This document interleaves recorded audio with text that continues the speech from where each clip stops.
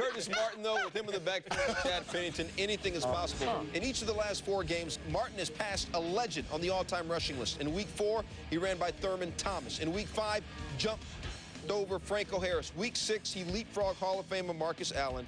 And last week, the man, quiet excellence, Curtis Martin is, he passed Jim Brown on the all-time rushing list. He passed Jim Brown. Now, Jim's not mad about that. In fact, quite the opposite. This past offseason, Curtis Martin trained in California. Physically, he trained with the Santa Monica Steps. Mentally, he trained with Jim Brown. Backstage, Andrew Kramer talked to both Martin and Brown.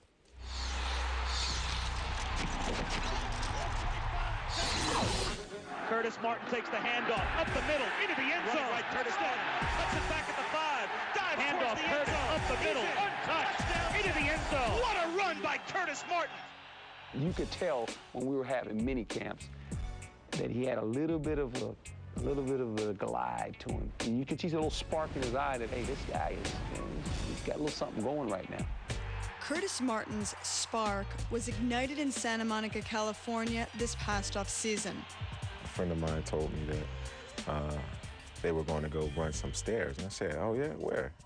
He said, you never heard of Santa Monica stairs? I said, no.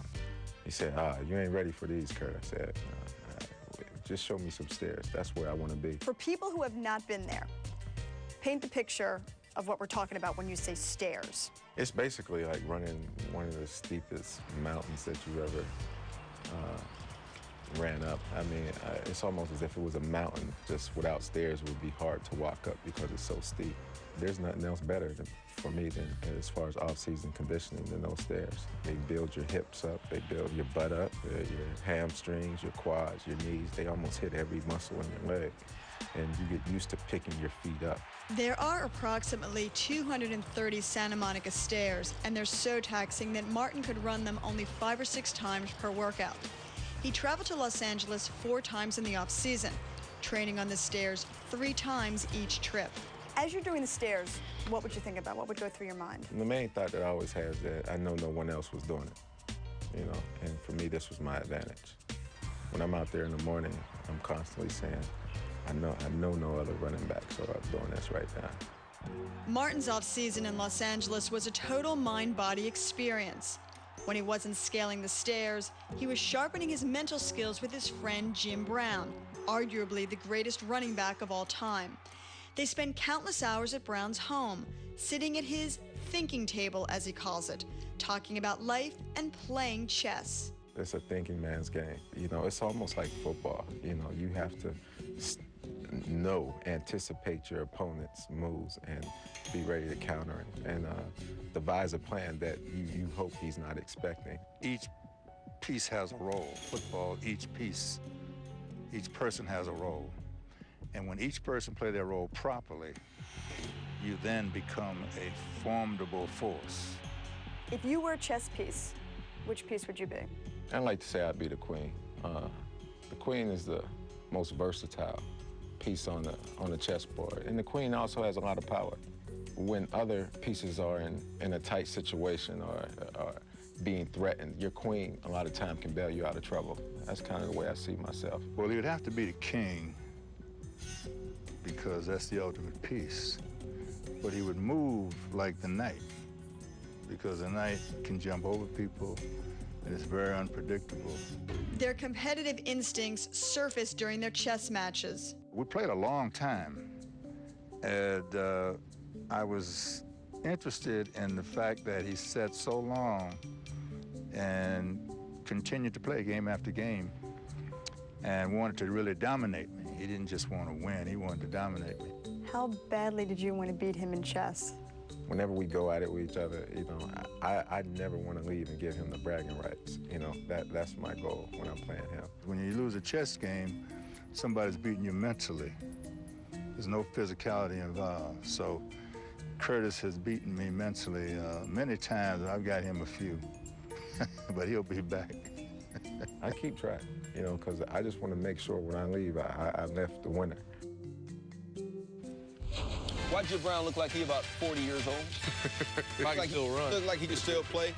Jim used to jack people up offensively. Oh, it's coming up and jacked up. Ooh. Monday Night Countdown.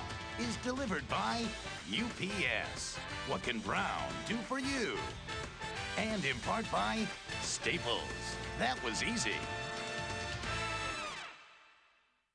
Each week, ESPN has your ticket for the best in sports.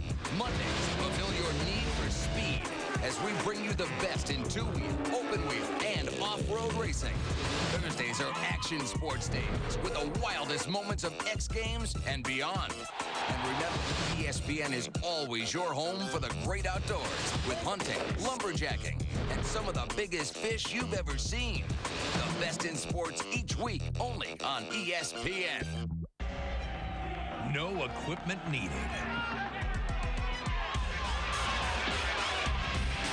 Only your hands and your heart. And according to the outcome, you will live 3 minutes of hell. Or 3 minutes of glory. Friday Night Fights on ESPN.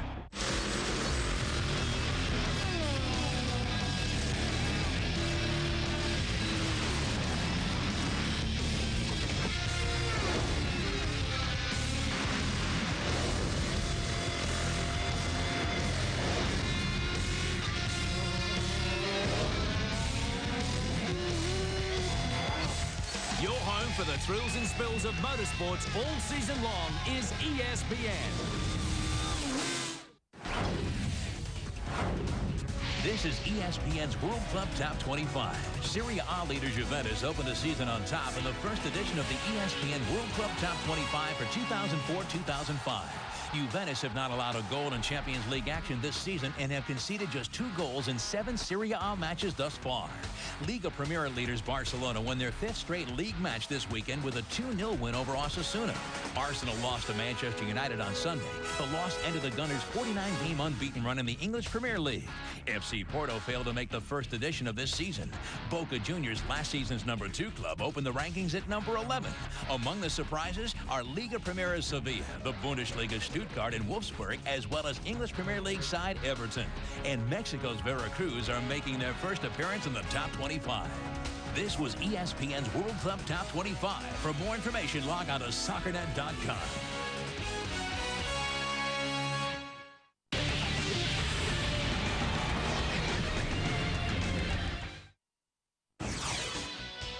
Jacked Up. Brought to you by the all-new 2005 Dodge Dakota.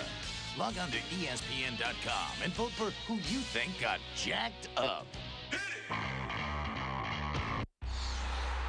Well, let's see who got jacked up this week. Number 5, we're going to begin with the Niners and the Bears. Brandon Lloyd going to be running a seam route. Todd Johnson hits him over the middle. Take a look at one replay. Brandon Lloyd got jacked up. Number 4, the Panthers and the Seahawks, and Jake Delhomme making way too many appearances on jacked up. Joey Harris hit by Ken Hamlin. And Joey Harris, let's take another look at it. You can see how he's feeling right there. Ball goes over, safety comes over. Joey Harris got jacked up. Number 3, the Falcons and the Broncos, T.J. Duckett, and one of my favorite players, John Lynch. Oh, John, hang on. John Lynch does hang on right there. John Lynch got jacked up. Number 2, the Lions and the Cowboys, and when we see a hit by the Cowboys, who is it? It's Roy. It's Roy. That's right, it's Roy Williams getting on Ty Street right there. Ty Street got jacked up. And number 1 on our hit list, Lorenzo Neal going to get the handoff. That's Marcus Anderson making the hit. Take another look at the replay. One more right there. And now, just listen.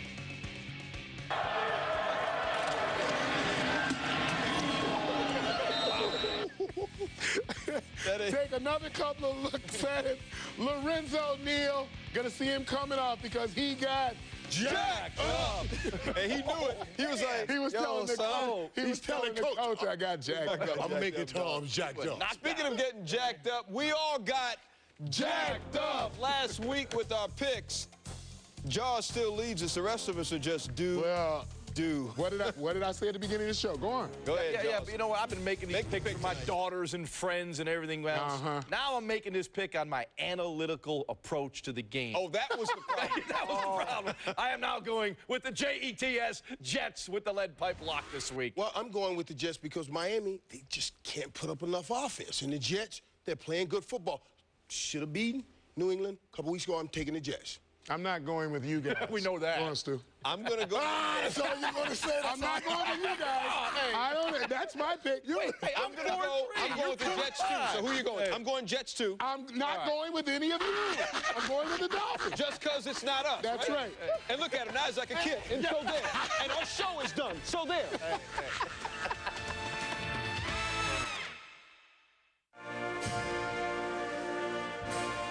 My fellow Americans, we as a people are faced with a choice between two opposing sides. Game plans have been polished.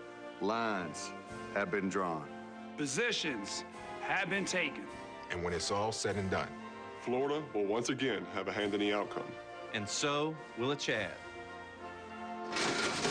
Tomorrow, you can ask yourself what you can do for your country.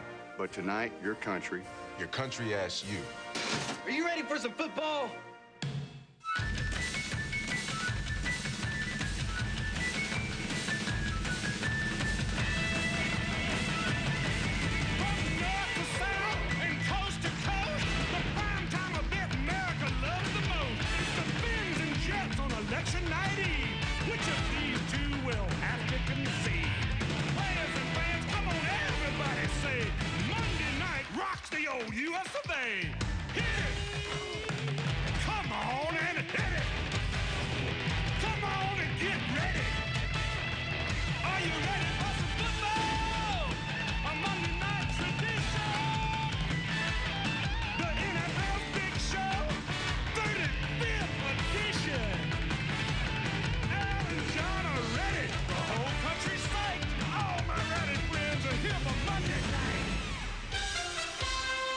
Welcome to Monday Night Football on ESPN. Coming to you from the home of the New York Jets, who play host to the Miami Dolphins. Mark Brown with you for now from our ESPN studios.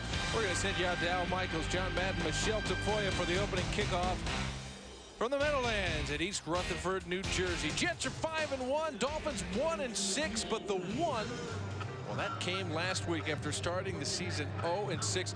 Starting quarterback's Jay Fiedler has been in and out of the lineup, but will be in there tonight. And after 6 games of failing to score more than 13 points in those 6 losses, the Miami Dolphins, well, they let it all hang out against St. Louis last week in week number 7. Had the razzle-dazzle, even had some semblance of a running game going. They had been in single digits in 3 of their first 6 games. They were all losses, but they broke out for 31 against the Rams in a 31-14 victory. Jay Fiedler and company could do no wrong as they started a victory there in what was an ignominious start. 0-6 for the Dolphins, one of the worst seasons staring them in the face in franchise history. No chance to make the playoffs, but at least some respectability. How bad were those first 6 weeks? Well, they didn't have a rushing touchdown. They had only 4 total offensive touchdowns. They turned the ball over 17 times. Last week in that victory, got in the end zone 4 times, 2 of them on the ground, and didn't turn the ball over. That'll be a key tonight because they're playing a Jets team that is certainly more talented than are the Dolphins. Chad Pennington, a 50-year man out of Marshall, is at the helm. They actually lost last week in New England for the first time all season long after a perfect 5-0 start, the best start in Jets history. Clearly the quarterback of the present and the future is Chad Pennington with a career rating of 95, and he also has a tremendous winning percentage as a starting quarterback. He hasn't been asked to throw the ball as much as in the past because the running game has worked so well, but when he has thrown it, he has been accurate to the tune of 69% completion percentage, 1,300 yards on the season. He's only thrown 5 touchdowns, but when you've got such a good running game, perhaps the biggest stat is only 2 interceptions on the season. So Chad eliminating mistakes from the Jets offense, and that has been an important factor in their 5-1 start. They take on the Miami Dolphins coming up on Monday Night Football on ESPN.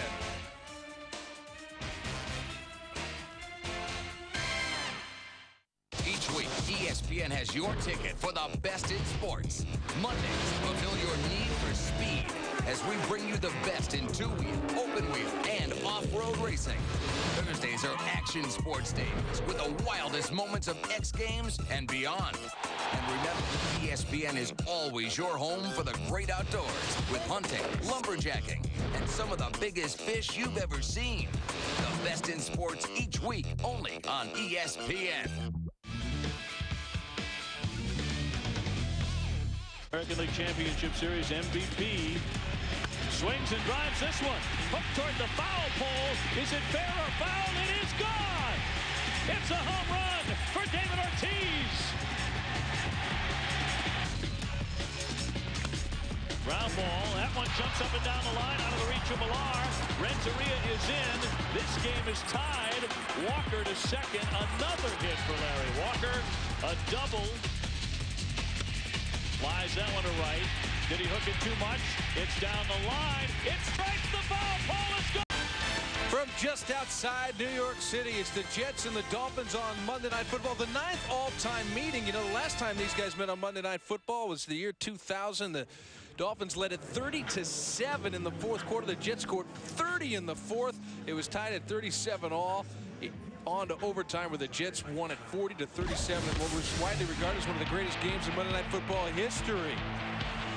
Well, we all know that Ricky Williams retired, at least for now, and had left the Dolphins in the lurch and in search of any type of running game. It's been running back by committee, and for the most part, it's not been a very good committee. Sammy Morris, Leonard Henry, and Lamar Gordon combining to average about 3 yards per carry.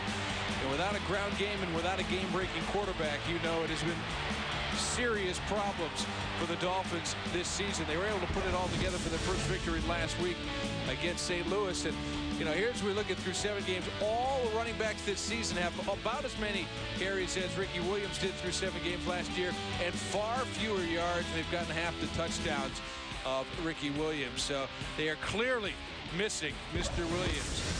Not so for the New York Jets. Curtis Martin in his 10th season is about to have his 10th consecutive 1,000-yard season. Only Barry Sanders can say that. From his 196-yard Week 1 performance on through for a total of 4 100-yard games this season, Curtis Martin is looking as good as ever. 152 carries, 683 yards, and a robust 4.5 yards per carry, 6 rushing touchdowns so far this season. And it is a big improvement over his first 6 games last year. Curtis healthy and apparently as good as he's ever been. And you can see what the team has done. 2-4 in a slow start last year.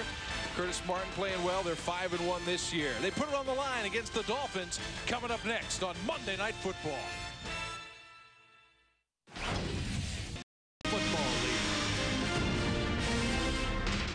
Second only to Tampa Bay. The Bucs have never returned one. Wes Welker, free agent pickup, multi-talented guy, brings it out to the 23-yard line. And the Miami Dolphins will go to work there. Here they are. Jay Fiedler, Dartmouth College. Sammy Morris, Texas Tech. Rob Conrad, Syracuse. Marty Booker, Louisiana Monroe. Chris Chambers, Wisconsin Badgers. Randy McMichael, Georgia. Damian McIntosh, Kansas State. Geno James, Auburn. Seth McKinney, Texas A&M. Taylor Whitley, Texas A&M. John St. Clair, Virginia. Jay Fiedler, excellent outing last week in their only win of the season against the Rams in Miami.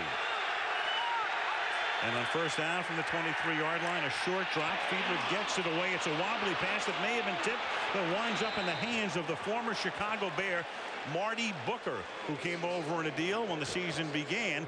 He's out to the 48-yard line, 25-yard gain on the game's first play. A good play by Jay Fiedler to get rid of the ball. He gets some pressure from John Abraham on this backside. Abraham didn't line up as a defensive end. He lined up as a linebacker, came from Jay Fiedler's backside, but Fiedler was able to get it away before he got there. Fiedler, local guy in a way, grew up on Long Island in Oceanside. First and 10, 48-yard line. Some room here. This is Sammy Morris, and he has a first down. And it's Sammy Morris who is their primary running back. We'll talk a lot about Ricky Williams and how Morris winds up here. Here's the Jets D. Sean Elliott, Tennessee. Dwayne Robinson, University of Kentucky. Jason Ferguson, UGA. John Abraham, South Carolina. Victor Hobbs, Michigan Wolverine. Jonathan Vilma, University of Miami. Eric Martin, Eastside Dublin. Donnie Abraham, East Tennessee State. Reggie Tongue, Oregon State. Eric Coleman, Washington State University. David Barrett, University of Arkansas. I wish I could tell you what Eastside Dublin is. I don't know. It might be a bar. I can tell you. Okay, flea flicker. Fiedler going deep, and the pass is incomplete. Marty Booker had gotten free. Last week, Miami went to the back of the playbook. They tried trick plays. 3 of them worked. They helped lead to that victory, and here they go to the back of the playbook on the first drive of the game. Yeah, and here's the flea flicker. You see, you hand the ball off, get the running back going into the line of scrimmage, then he pitches back and blocks, gives it back to the quarterback, and Jay Fiedler just didn't get it out there. If Jay Fiedler gets that ball out there, it should have been caught anyway. Donnie Abraham fell down on the play. Second down and 10. On the ground now. Morris to the 40-yard line. John, Eastside Dublin was?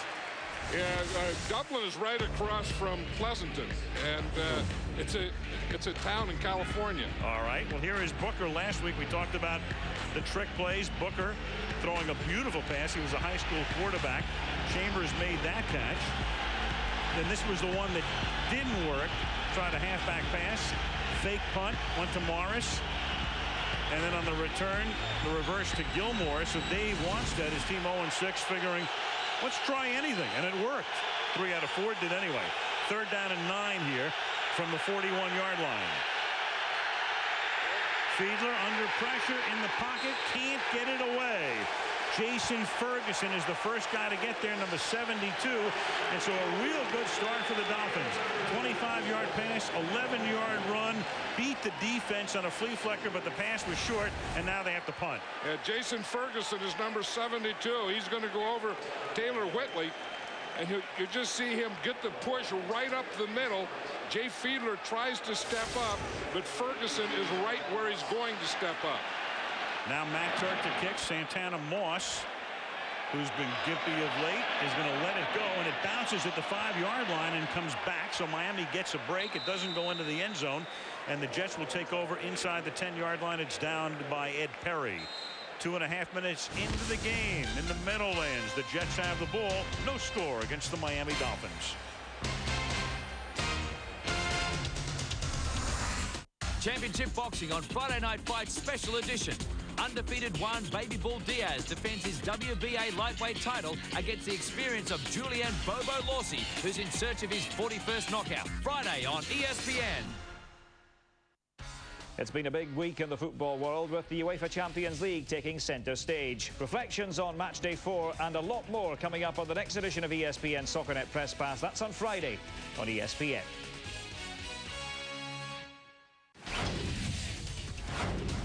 This is ESPN's World Club Top 25. Serie A leader Juventus opened the season on top in the first edition of the ESPN World Club Top 25 for 2004-2005. Juventus have not allowed a goal in Champions League action this season and have conceded just 2 goals in 7 Serie A matches thus far. Liga Premier leaders Barcelona won their 5th straight league match this weekend with a 2-0 win over Osasuna. Arsenal lost to Manchester.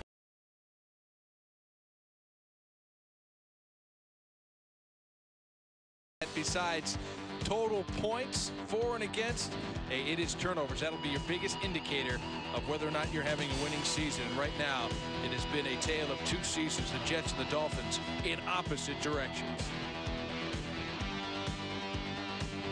Since 1984, when they moved over from Shea Stadium. From the 10-yard line, Pennington off play action, and the pass intended for Gerald Soule is too high. Second down. Here are the Jet starters. Chad Pennington, Marshall, Curtis Martin, Pitt. Gerald Soule, Tulane University. Justin McCarron's, Northern Illinois. Santana Moss, University of Miami. Anthony Beck, West Virginia. Jason Fabini, University of Cincinnati. Pete Kendall, Boston College. Kevin Mawai, LSU. Jonathan Goodwin, Michigan. Kareem McKenzie, Penn State. Second down and 10 now from the 10-yard line. Curtis Martin, nothing in the middle, swings to the outside, turns the corner. Beautiful bit of running, an 11-yard gain, and that moves the chains. Yeah, that's the thing, and Zach Thomas was talking about that last night. He said Curtis Martin has great moves as he goes into the line, and he makes one there. He's taking that ball into the middle, and then on that one step, he plants that left foot, gets to the outside, and he's able to run everyone to the outside and get that corner. That's the thing. With Curtis Martin, you can have a play that's supposed to go inside and can end up outside. Justin McCarron's, the receiver, came over from Tennessee. Nice pickup from the Titans. 4 minutes into the game. Ball is up at the 29-yard line. Chad Pennington was talking about Justin McCarron's, and he said that, you know, he has to get used to throwing to a big guy. He's a big receiver, and he said those big receivers are long striders and have long arms, and you don't always have to put the ball right on them. You can throw it up a little high. And he said he's just getting adjusted to throwing to McCarron's. Second down and 2. Now Martin gets stopped in his tracks. That's a nice play by David Bowens, grabbing him by the shirt. Let's take a look at the Miami defenders. David Bowens, Western Illinois. Brian Robinson, Fresno State. Jessica Nina, Purdue. Jason Taylor, Akron. Marlon Greenwood, Syracuse. Zach Thomas, Texas Tech. Junior South, Southern California. Pat Surtain, Southern Miss. Sammy Knight, USC. Antoine Edwards, Clemson. Sam Madison, Louisville Cardinals.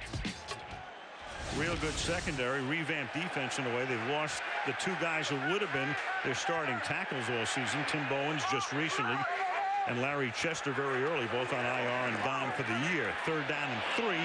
Pennington throws, and that goes through the hands of Anthony Beck, the tight end. So after Martin picks up the first down, they're forced to punt now with 10:42 to go in the period. You know, and that's the type of thing that Herm Edwards wants Chad Pennington to get into, those third and short type of things, because the thing that, you know, you talk about the Dolphin defense being good. When they're really good is when they get you in third and long, because they rush the passer so well, and on the other end they cover very well. Their punter Toby Goen having a poor year, and this is another poor punt, but he gets a bounce.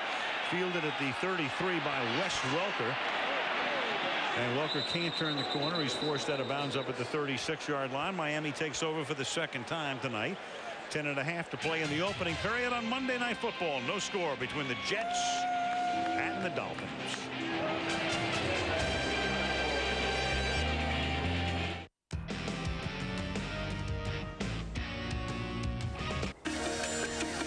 Cut line 80 flares at -4.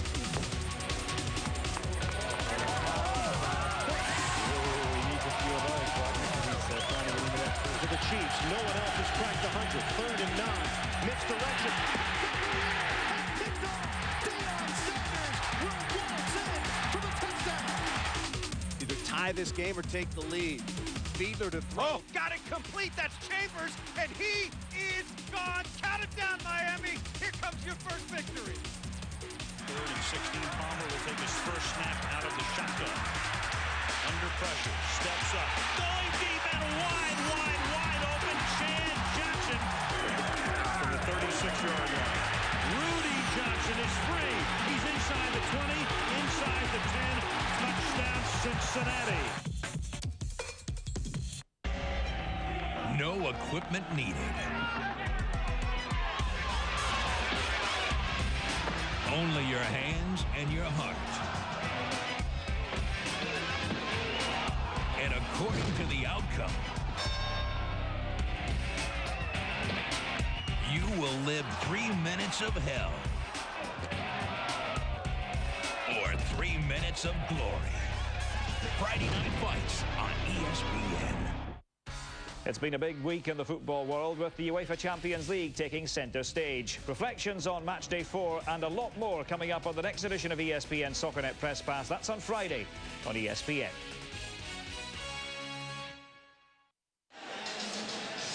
That's no problem when it's 52 degrees. A little bit more impressive in December when you pull that off for the New York Jets right now. The offense rests. The defense is in. First down, 36-yard line. Darius Thompson in the game at receiver. They were working on Marty Booker on the sideline. And on first down, this is Sammy Morris going nowhere as we check in with Michelle.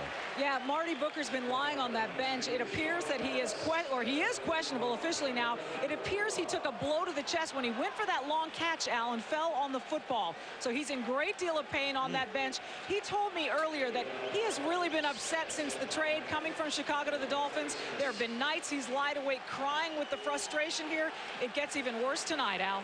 So Marty Booker, a key guy, obviously, for them. This is an offense that needs all of the help it can get. So Thompson has to come in. They have Chris Chambers. They have Brian Gilmore and Wes Welker, who can do a lot of things as the receivers. As Fiedler is able to escape, then throw, and find the open man and convert. So instead of a sack, he hits McMichael. Randy McMichael, good-looking tight end up at the 46, and that should be a first down. You know, and that's why a quarterback in the NFL today has to be able to move. Because you are going to get pressure. You are going to get a free rusher. But you have to be able to do this. Step up a little, move out, but keep alive. Stay alive. Keep looking downfield. Jay Fiedler does it perfect on that play. He just stayed alive, kept looking downfield. Didn't put his head down, didn't start to run, and he finally found McMichael. They're going to measure.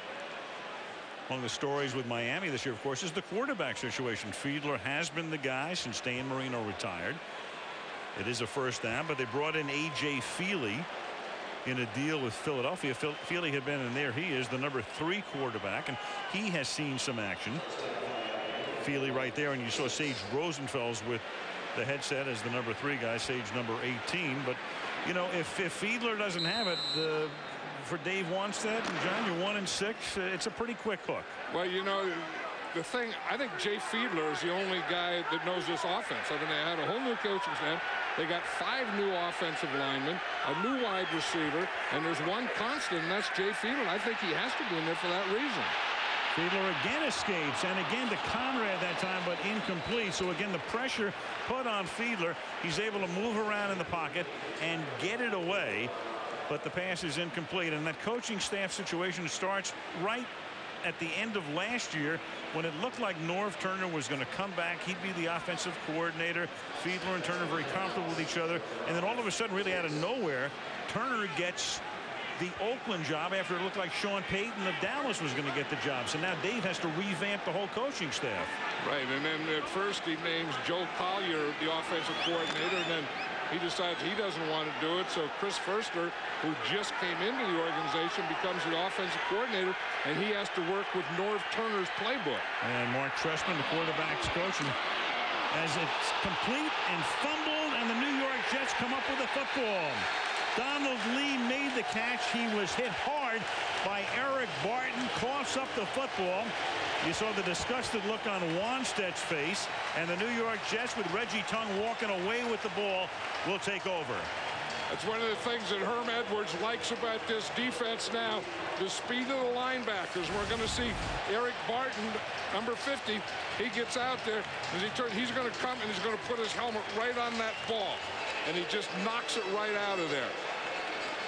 See, Donald Lee catches it. Now watch, he puts it, he has it in his outside hand, and as Barton comes in, it looked like he just hit right through Lee's body. The Jets are now halfway through the season, less than halfway, are plus 10 in the giveaway takeaway department. 15 takeaways, and that was the 15th, and they've given the ball up only 5 times. And Herm Edwards stresses like crazy the importance of not turning the ball over and being very smart and not taking penalties, and the statistics would bear it out. Yeah, and that's a discipline that Herm Edwards puts in this Jet team is get turnovers, don't give turnovers, don't do stupid things, don't have stupid penalties, and usually the Jets don't. We saw the new defensive coordinator, Donnie Henderson, on the sideline. Now on second down, there's Martin making himself skinny, working his way through the hole to the 35-yard line. Jonathan Goodwin leading the blocking, and it's a term a lot of coaches will use. Make yourself skinny. Take that little hole and become as small as you can get, as thin as you can get. Right, and he did make himself skinny. And Anthony Beck, the tight end, they're going to get a double team here. Anthony Beck is going to come from the right here, and he gets the block right there that first springs Curtis Martin. But, you know, we're talking to Zach Thomas about Curtis Martin last night, and he said he has moves right there to make that first guy miss. On that play, the first guy was Zach Thomas. Bigger hole than I thought. He didn't have to be that skinny, but he will be later in the game when he gets down near the goal line. From the 35-yard line, Pennington is going deep, and wide open is Wayne Corbett for the touchdown. 35 yards from Pennington to Wayne Corbett. And for the New York Jets, first touchdown for Corbett, and a first touchdown to a wide receiver this season. They wanted explosive plays, and they get one here. They have 3 wide receivers. Here's Wayne Corbett there. You see the outside guy goes up, the middle guy goes to the post, Wayne Corbett goes to the post. So they have an up and a double post on that side. The single coverage is on Corbett. Chad Pennington hits him perfectly. Sayal got beaten. Jets without a touchdown reception by a starting wide receiver. Jonathan Carter had one earlier as a substitute, but halfway through the first period, the Jets strike first and lead 7-0 at the Meadowlands.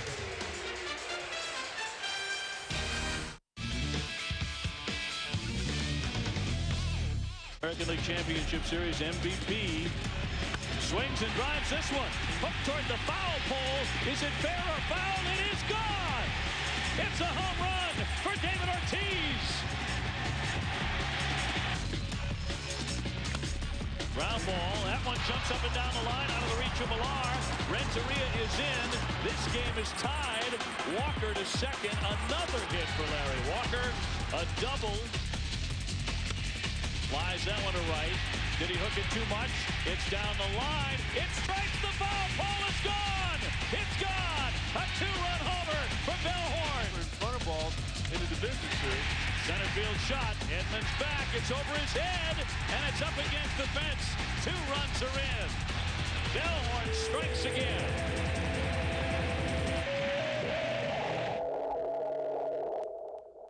I'm Marty Reed, and this is another U.S. Nationals memory. 1967, after failing to qualify for the first 2 national events of the season, Big Daddy Don Garlitz vowed not to shave his beard until he ran in the 6-second range. He got that first ever run in the 6s when he needed it most, in the finals of the 1967 U.S. Nationals. 20,000 fans watched as Rip Van Garlitz finally shaved in the winner's circle. Championship boxing on Friday Night Fights Special Edition. Undefeated one, Baby Bull Diaz defends his WBA lightweight title against the experience of Julian Bobo Lawsey, who's in search of his 41st knockout. Friday on ESPN.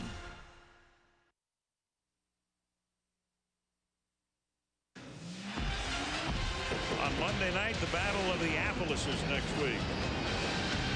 Minnesota going to Indianapolis. Minneapolis, Indianapolis. Dante Culpepper. Peyton Manning. Matching up in Indiana next Monday night. The mayor of New York, Michael Bloomberg, is here. On this clear night across the Hudson River. Place full as always. Jets, Jets, Jets, Jets is the rallying cry and has been for years. 7-0. The Jets on top on the kick from Goen is taken at the 7-yard line. A fake handoff by Welker doesn't fool anybody. And the Dolphins will start this drive from their own 18-yard line. Jay Fiedler and company following that last turnover, following getting burned on the Corbett touchdown reception, will have the ball. 7-0 New York.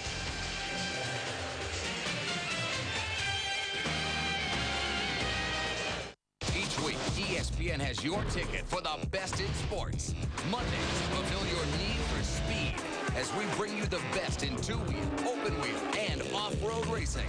Thursdays are action sports days with the wildest moments of X Games and beyond. And remember, ESPN is always your home for the great outdoors with hunting, lumberjacking, and some of the biggest fish you've ever seen. The best in sports each week, only on ESPN.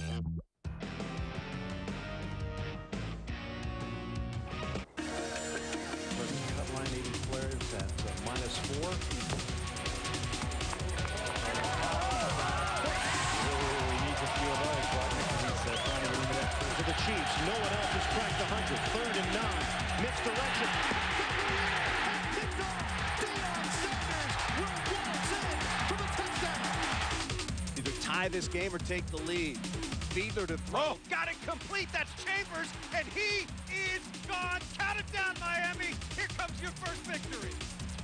3rd and 16. Palmer will take his first snap out of the shotgun. Under pressure, steps up, going deep and wide open. Chan Johnson from the 36-yard line.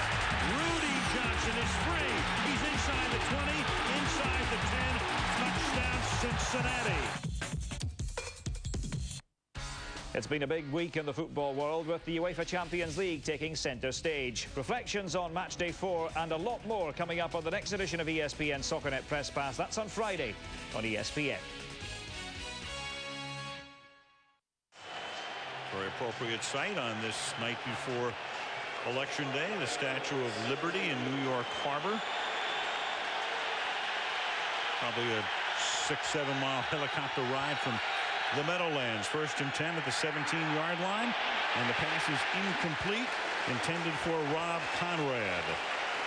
John, let's go back to Eric Barton. We've been trying to get this in. He says he's a former Raider, of course, and he said on the tape he was the only guy who didn't say what college he went to. He said East Dublin.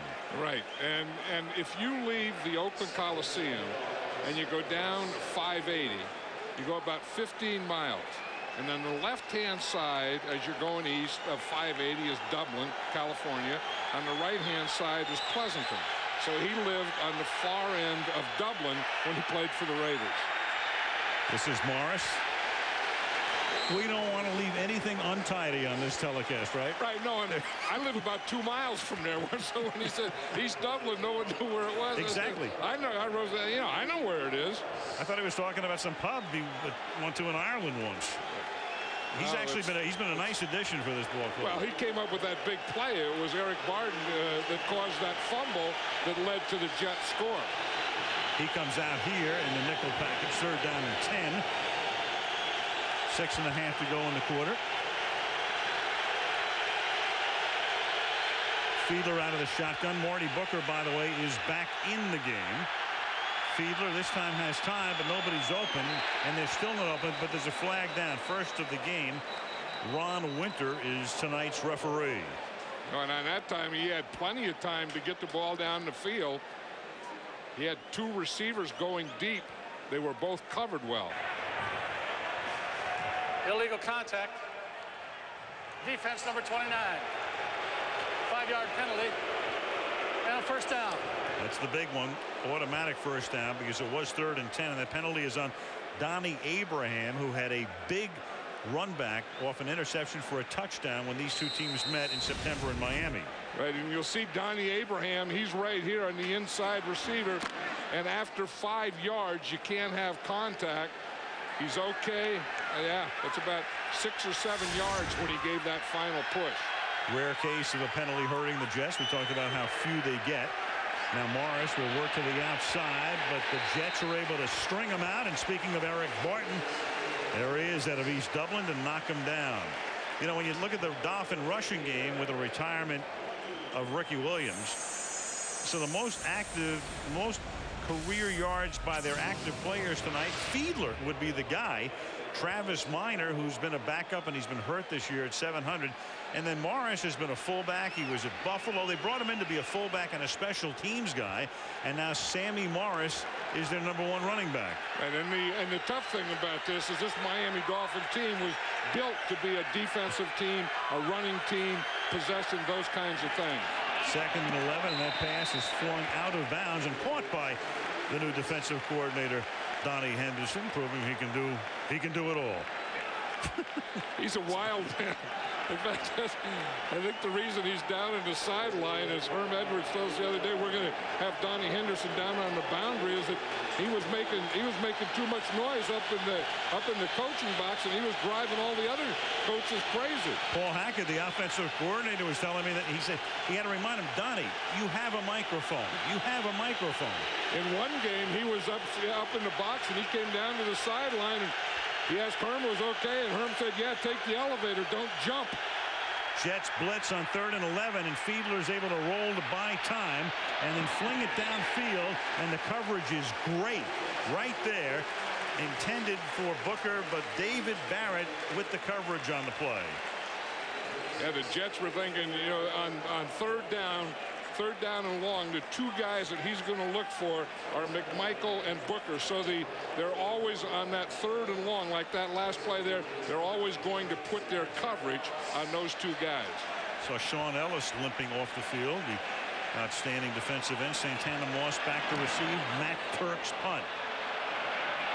Moss battling hamstring pulls in both legs this year.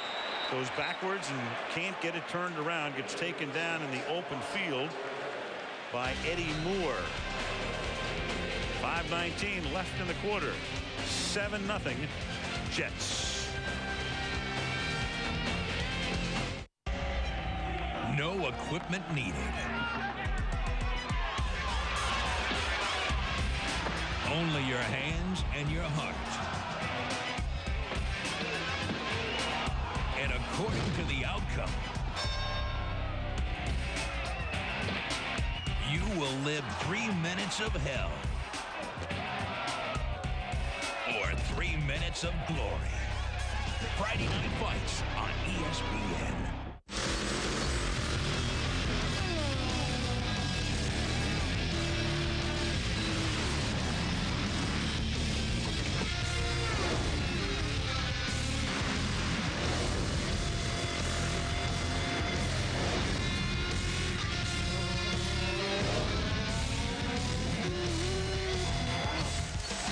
For the thrills and spills of motorsports all season long is ESPN. Simply the finest football on the planet. ESPN continues full-day coverage of the UEFA Champions League all the way through the championship game in May. ESPN, the home of the UEFA Champions League. This week on ESPN, the UEFA Champions League continues Wednesday, including the match between Bayern Munich and Juve. On Thursday, pro fishermen try to land the big one at the Monster Shark Tournament.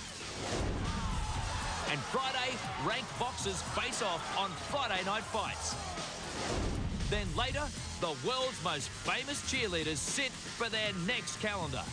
Sports all day, every day on ESPN this week.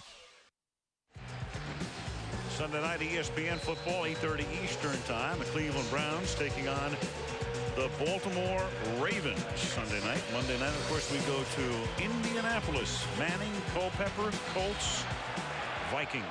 You want some passing, you're going to get some passing. Plenty of it. 37-yard line. Pennington to throw on first down. And the pass incomplete. Intended for Chris Baker. Mike up tonight is the Jets center, Kevin Moreeeee. Here's a listen.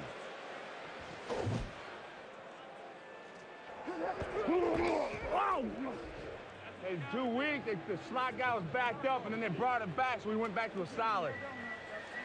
But hey, as I said, I got tripped up by his feet, and that's where the pressure came from. You think it's easy being a center, don't you? He has to see all the way out to the slot, call the protections, and then not get tripped up. And this time it is Jeff Scanina right there stopping Curtis Martin. And of course, when the center is mic'd up, it will always begin with some guttural sounds. Right. More guttural sounds than any other position, because you not only have the center, but the guy that he's blocking is a nose tackle. And a center on a nose tackle equals guttural. Kevin started his career with the Seahawks. With the Jets now for several years. 5 times he's been to the Pro Bowl in Honolulu. He started 160 straight games for the Jets and Seattle. In action along the front on third down and long. Jay Williams came across the line. You know, and on that last play, he pulled. You usually pull the guards, not the center, but Kevin Moreeeee is one of the better pulling centers. Defense number 91. 5-yard penalty. Remains third down. They have only 6 active defensive linemen. Williams, one of the backups out of Wake Forest. Dave Wanstead, he's been through it, hasn't he, this year? You name it. I mean, it's the old saying. If they didn't have bad luck, they wouldn't have any luck at all. Right from the start of the year. Third down and 6 now from the 41-yard line. Pennington throws, and the pass is incomplete, but there is a flag. Will Poole was able to knock it down, a rookie out of the University of Southern California. And it's right in that area of offensive holding in the line. They kind of threw it right at the left guard, Pete Kendall. That's one of the big additions for this Jet offensive team is a left guard, Pete Kendall. Chop block, number 66 for the offense. Penalties decline. Makes it fourth down. You got it. Pass was incomplete, so it's fourth down and they'll punt. Yeah, you'll see what happens is Gerald Soule, number 33, has his guy blocked right there. You see, and then Kendall comes and cuts him. That's very close. I mean, that's tough for a guard. You know, I'm making excuses for the old lineman, but you don't know what the heck's going on behind you. Goins kick short and a line drive, and it's Wes Welker bringing it back up to the 33-yard line. So a little bit better field position with 4 minutes to play in the first quarter for Miami as we go to Michelle. Well, an update on the Ricky Williams situation, Al. I spoke with his attorney, David Cornwell. It's not his agent, it's his attorney, who told me that they have filed for immediate reinstatement with the NFL. Now, they don't have a timetable for when the NFL might respond, but they feel they're on track for things. Cornwell feels confident that the process is on track and that if he were reinstated, Williams would probably come back sooner than the middle of next season, which was originally projected. But again, some of his teammates aren't even sure he'd be with the Dolphins next year, Al. Here's Travis Minor for a gain of 3. It's a very complicated situation because clearly if you go back to July when he calls Dave Wanstead and shocks him, he'd already been in the drug program. And he was going to have a third strike against him, which would have meant an immediate 4-game suspension. So instead of that, he retires. Now, of course, he's having a change of heart. We believe he's in California. We hear he may be going back to school for a while. But the question becomes, will he come back? And when will he come back? And with whom he'll come back at some point next year? And what penalties will be assessed on 2nd down and 6 now. Again, this is Travis Minor. But, John, clearly, I mean, this is something where Dave Wanstead said, in July, before he calls me, I think we have a team that can win at least 10 games, which they did last year, maybe 11 or 12, and here they are right now, 1 and 6. Yeah, and Ricky Williams, you know, whether he comes back now, next year, never comes back, he disappointed a lot of people. I mean, he disappointed a lot of his teammates, his coaches, and not only disappointed, but let them down. And, you know, I don't know that there's any excuse that's ever going to get him off the hook for what he did to this football team this year. 3rd down and 4. I'd be stunned if he ever wore a Dolphin uniform again. And Fiedler goes down, and the ball may have been jarred loose. John Abraham is able to get him at the 29-yard line. Dolphins retain possession, but Fiedler under pressure again with Abraham, and Geno James, the offensive lineman, winds up with the recovery. Did you see the speed of John Abraham? I'll tell you one thing, there's no way a tight end's going to block him. I wouldn't even ask a tight end to block John Abraham by himself. I know they're probably trying to roll a little away from him. The tight end just has to bump him, but he has great catch-up speed. 8.5 sacks for him, and that leads the league at this juncture of the season. Santana Moss taking the kick, bringing it back to the 43. Short kick by Matt Turk with 1 minute and 58 seconds remaining in the first quarter. John Abraham, one of the very best defensive ends in the league. You take a look at that Jet defensive front, and all 4 of the Jet starters along the defensive line were first-round draft picks. And I think John Abraham's the guy that makes it go. They move him from the right side to the left side. They like him on the open side. And with that speed that he just showed on that last play, you can see because when he comes off that edge, he's bringing speed like a linebacker. Let me correct something. Brian Thomas was a first-round pick.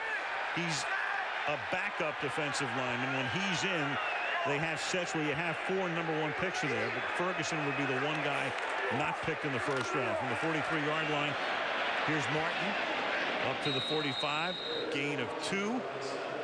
Second down and 8. When Pennington comes out under Paul Hackett, the offensive coordinator, you talk about somebody being prepared. Look at those numbers for the first quarter in his career. I mean, they're phenomenal. Almost 78% completion percentage. The pass rating is tremendous. 10 TDs, 2 picks. And they wanted an explosive play. They said if there's any but about Chad Pennington is but he doesn't throw the deep ball. He threw that deep ball to Wayne Trebek perfectly. Second and 8. And this time the pass is incomplete. Santana Moss in amongst 3 Dolphins. Sam Madison with the primary coverage. 3rd down and 8 upcoming. The Dolphins figured that they weren't going to just stand there. They're not a big blitzing team, and they did come on a blitz on that last play because they know that Chad Pennington is getting in a rhythm, and they have to get him out of that rhythm, and they did with the blitz on that last play. 3rd down and 8. From the 45-yard line. Gerald Soule in behind Pennington in the backfield on 3rd down. 4 wide receivers. Pressure from the outside, but he gets it away. The pass is complete, but shy of the first down to Jericho Cotchery, rookie out of North Carolina State. Reggie Howard, one of the extra DBs in on that set with the tackle. That's the second play in a row that they blitz. This time they bring Patrick Surtain. He's going to come off the corner. You see him up here? Coming from the outside, he's coming right here. They bring from both sides. They get those corners on the slots against 4 wide receivers and get those short edges, and they bring the corners off both slots. This is already the 6th punt of the quarter, 3 for each team. Toby Goins' kick is fair, caught by Wes Welker at the 9-yard line. 32 seconds left in the first quarter. On the subject of Ricky Williams, what he has meant to this team, I mean, he was a guy who would suit up, who would be a workhorse. Look at that. The highest 2-year total in NFL history was 775 carries. Over 3,200 rushing yards, 3rd in the league over the past 2 seasons. Hadn't missed a start. I mean, he went from the one guy you could count on to the one guy who left him in the lurch, who you couldn't count on. Right, and the team was built around him because they were going to be a running team, you know, time of possession, good defense, play pass, bootleg, those kinds of things. You take him out of there, and all they have left is a good defense. A good defense, and they try to do a running back by committee situation. That's Travis Minor. They had Lamar Gordon. They picked him up from the Rams, but he got hurt. They had Leonard Henry in the backfield for a while, and then he got hurt. Now it's Minor and Morris and paste and glue and all of the rest. As the first quarter winds down, that'll do it for period number 1 at the Meadowlands. The New York Jets 7, the Miami Dolphins nothing. And Monday Night Football resumes after this message and a word from our ABC stations.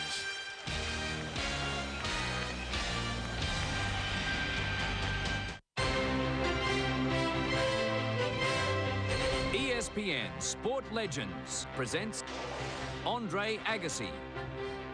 In his younger days, Andre Agassi was hardly the gentleman, displaying the sportsmanship he does now. Back then, it was all about image and less about substance. He was the first guy to have this just wild idea of how he should dress himself, to the point where the French wanted to ban him. Well, the image is everything, kid. Andre Agassi with the cameras, with all the Nike commercials. I look back and probably the same feelings towards myself every time I see a picture 10 years ago, which is burn the picture. Basically, this kid decided all on his own in the 90s. I'm tired of being a brat. I want to be a better man. Now it's funny to see how far he's evolved as far as working. I mean, the guy works like a dog now. It's amazing, the change.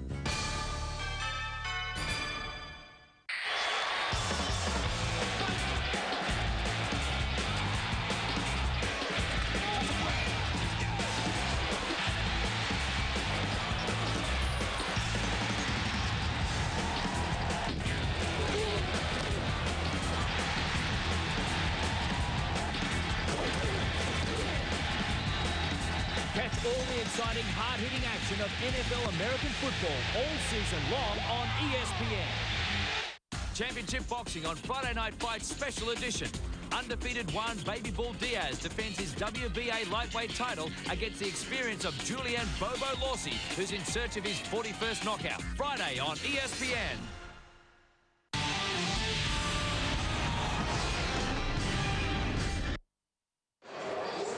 Second quarter about to begin at the Meadowlands in New Jersey. Al Michaels, John Madden, Michelle Tafoya. You look at the two coaches right there. Herm Edwards, 4th year.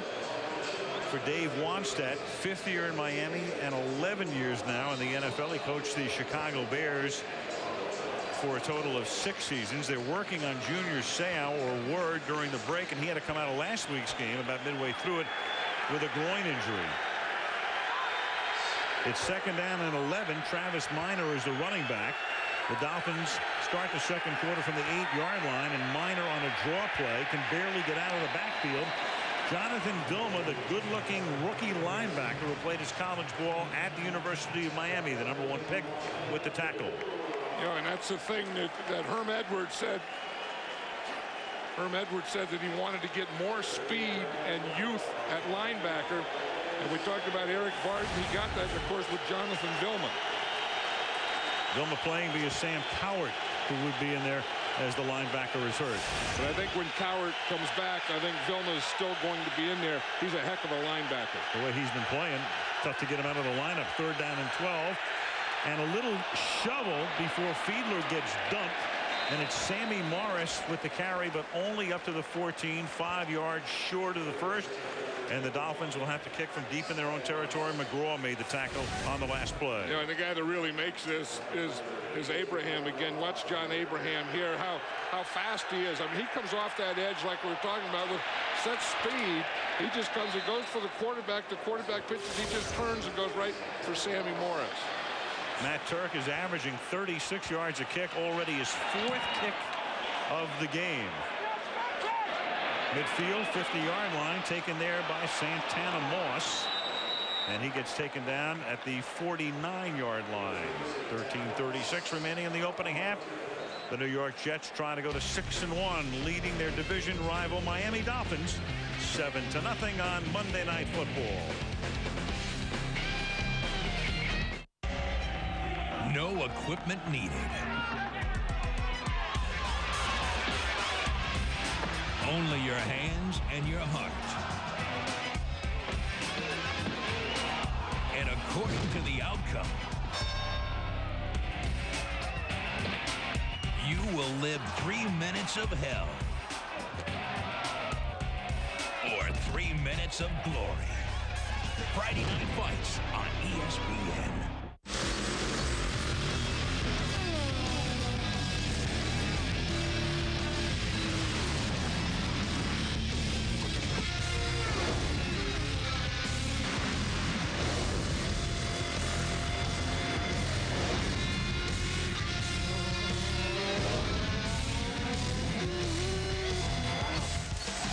For the thrills and spills of motorsports all season long is ESPN.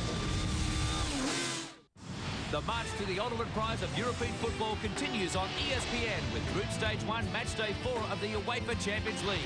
Live tonight, Panathinaikos takes on one of the hottest clubs in the world, the Gunners of Arsenal. In the game of the day, Barcelona battles AC Milan. And later, Moscow battles Chelsea. The games continue. The UEFA Champions League on ESPN.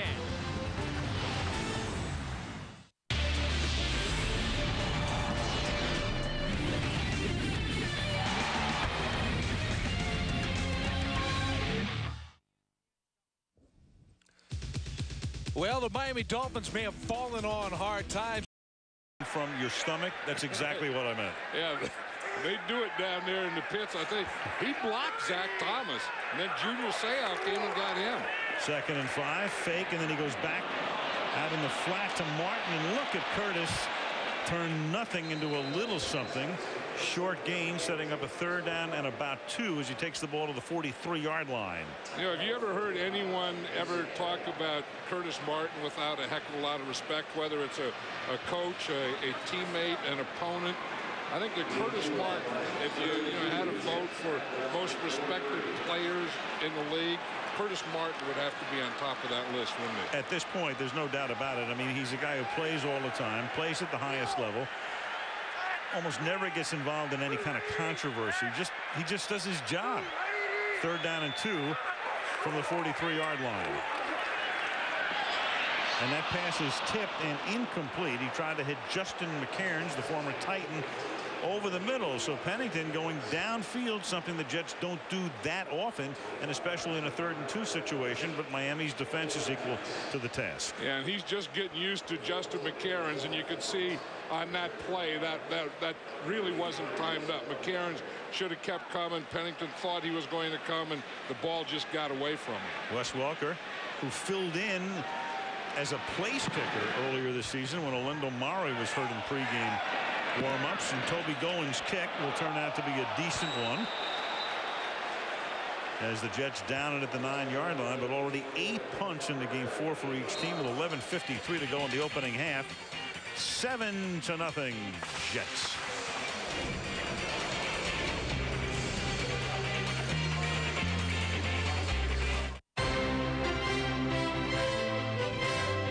ESPN Sport Legends presents Lance Armstrong.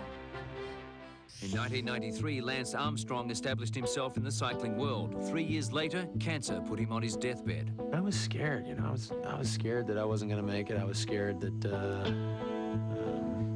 I was going to die.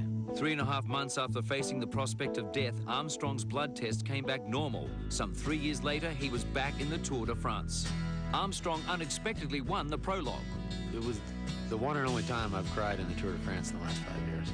And just the symbolism of putting on the yellow jersey. The next time they saw him was when he was doing a parade lap in Paris with the yellow jersey on. I think that Lance Armstrong's story transcends sports because we've really seen somebody come through a personal Holocaust and persevere. I'm two-time U.S. Nationals champ Larry Dixon, and this is another U.S. Nationals memory. 1967.